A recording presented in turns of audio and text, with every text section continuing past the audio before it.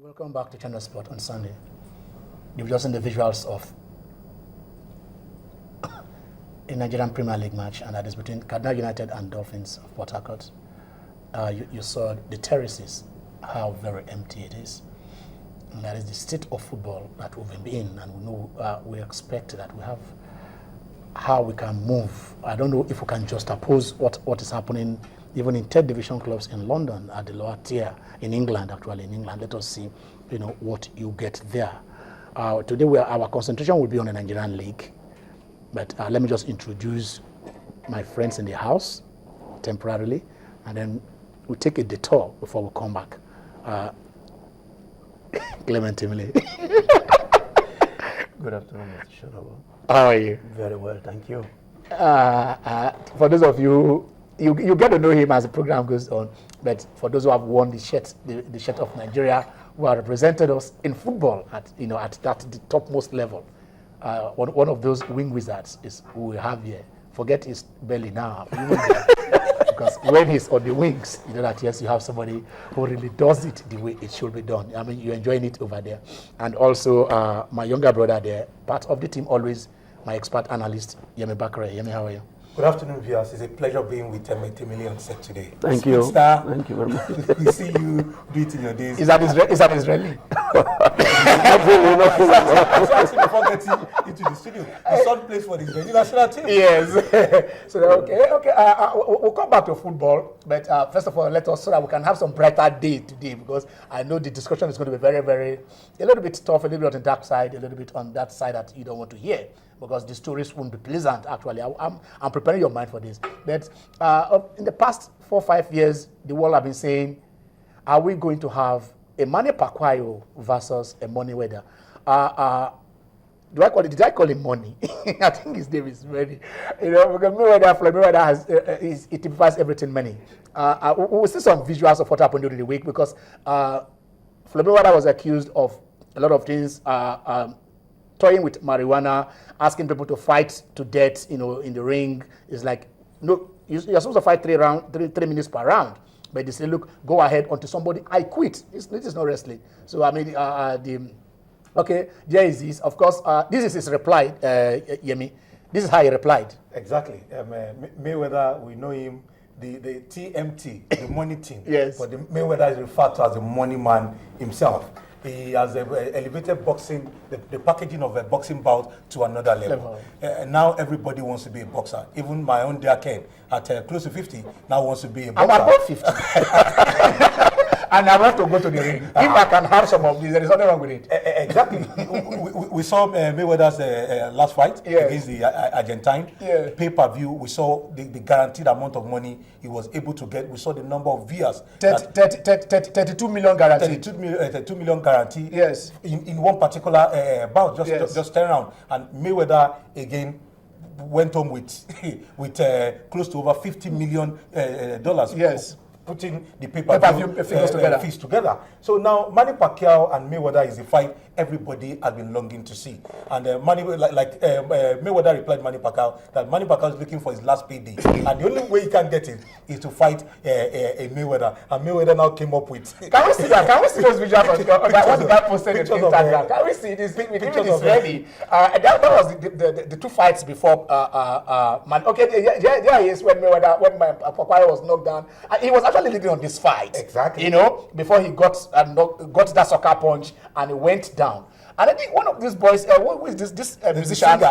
This boy that support, we remember his name, one of these young musicians who supports Mayweather, actually tweeted this. And Mayweather took it. And let us see the replies. Yes. Okay, he says, Pacquiao is broke. You understand? He's looking for his last payday. So he's broke and desperate. He's looking for his last payday, and that the only way he can get that kind of money is to fight. It is to fight. And yes, really, the board of boxing has been eagerly waiting for this bout. Whether it will come remains to be seen. But if this fight sees the light of day, I think it will really 180 million guaranteed. It's going to be the richest fight in history. Don't forget that Pacquiao is arguably the best pound for pound boxer. if not for the last two bouts where this one happened. Where this one happened. And I know Pacquiao won't take this lightly too. And I just want to ask you the last question on this. Do you believe this? Are they either using to build on that particular fight, or you think that this might say that I don't want to fight you? Because he's saying the only way you can get that last payday is to be in the ring with the money man. I've just started packaging the fight with these negatives. Knowing the kind of the antics of the money team, yes, this is the way they start building up interest in the fight. And whichever way you want to look at it, this is already generating so much tension in the world of boxing, and everybody wants to see this particular fight. Okay, that is it. We'll keep you. Last week we showed you where the guy was counting money with his when they are bored. When they are bored, he just count dollars. I mean, even during the week, he said people should just be tweeting the best way to go home with $40,000. I don't know how the guy is doing it, but he does boxing. And I tell you, when you go to the National Stadium, go and look at our gym. Forget the gym you are seeing. Even if at your backyard, get those bags, get the gloves, and start punching. You can punch your ways to dollar glory. I tell you, like Mayweather. It is possible. Like Mayweather. Okay, let's do a little bit of football. Before this, you saw also Cardinal taking on Dolphins, and you saw the very wonderful state of the pitch, and also how the terraces were filled up. I forget my languages. I just have to see if I can get something positive to use in that particular regard. But let us look at this is it at attendances in England last year. They have an average about 14 million people went to watch the EPL last, and then they have an average attendance of about 36,000 people per match watching 380 matches. Now, from Manchester United to the lowest team there, from 75,000 to about 20,000, we know people who watch the match. When will it come to Nigeria, where we saw Cardinal United versus Dolphin? How many people watch that match?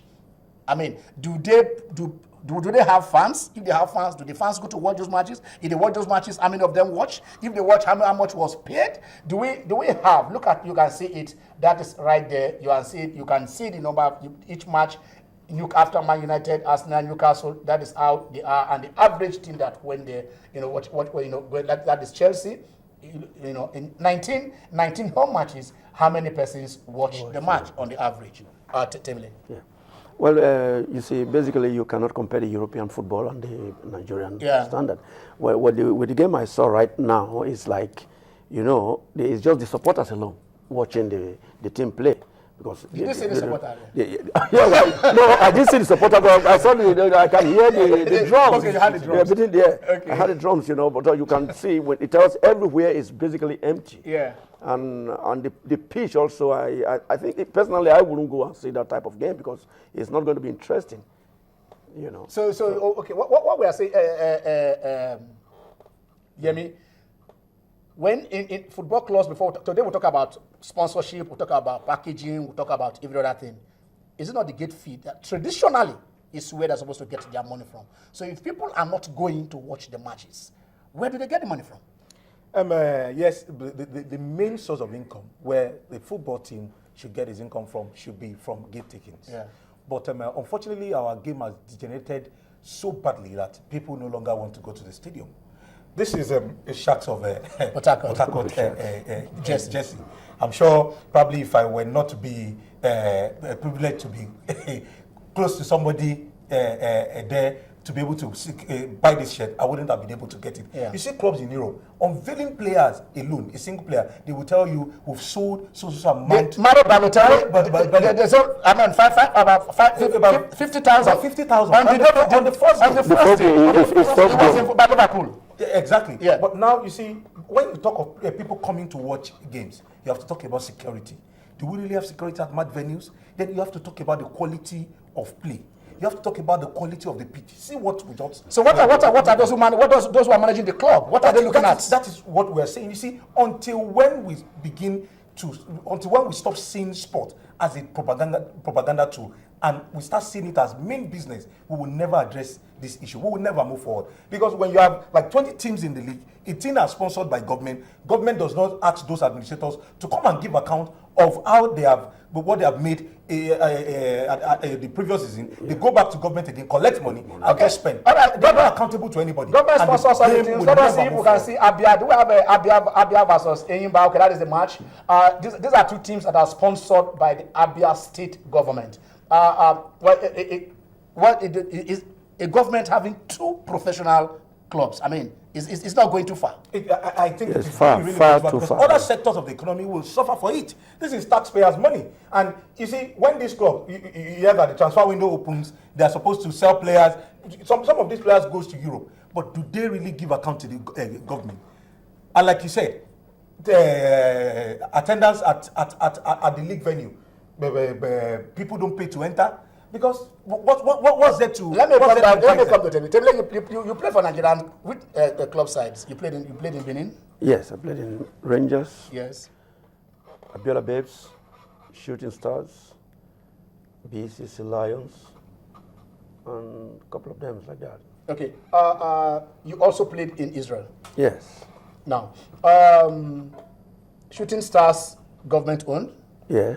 Abiola Babes, privately owned. Yeah. Rangers, government owned. Yeah. Now, what was the difference in those days playing for these teams? You see, when they say government owned, it doesn't really, the government don't sponsor them 100%. Okay. You see, like in Rangers, Ben Osiomona, the late Ben Osiomona from Queen Park Rangers, sponsors at least 45 or 50% of that money. Then basically the rest comes from the government. Okay. The same to Rangers. The same Rangers is not Shooting Stars. Yes. Shooting Stars has been sponsored by most of the prominent men like Lagos Salami, and some other big shots there as well. Yeah. So what basically we do is just to get the salaries paid by the government. Other incentives like traveling allowances and everything are being paid by the supporters. The supporters, yes. All right. Then which club did you play in Israel? I played Hapoel Tel Aviv and Bitar Netanya. Okay. Are they, any of those clubs in Israel, are they partially owned by government or partially supported by government? Well, you see, how they run theirs in Israel, after the league season, they just come, the FA budgets money for all the teams. And they just give you your lump sum of money. Go run your team. They with chairman and whatever you call their names, but they just like they draw up a budget for the Premier League or the first division, the second division, the third division.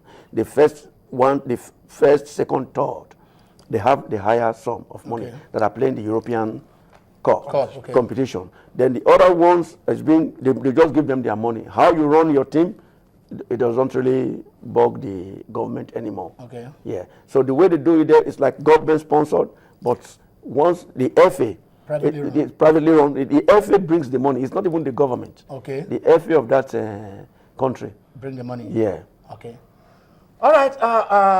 This is going to be a very short segment. So we are closing the segment now. I'll just ask Yemi. Yemi, thank you very much. My pleasure. Because in the next few minutes, I'll bring in my other guest.